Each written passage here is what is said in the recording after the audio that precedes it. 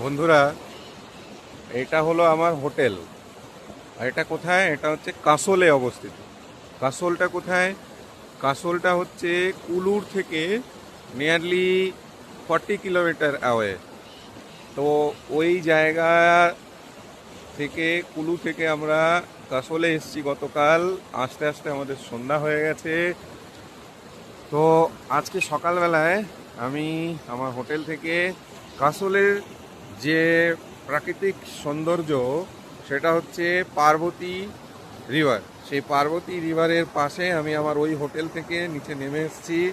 আর আপনাদের জন্যে এই ছোট্ট ভিডিওটার উপস্থাপনা আমি করছি, যেটা আপনাদের মন মুগ্ধ করে দেবে। অসাধারণ কিছু দৃশ্য, পাহাড়ি দৃশ্য, যেটা পাহাড়ের বুক থেকে যে নদীগুলো কিভাবে নিচে নেমে আসে, আমরা সমতলবাসীরা সেই জিনিসটা অনুভব করতে পারছি।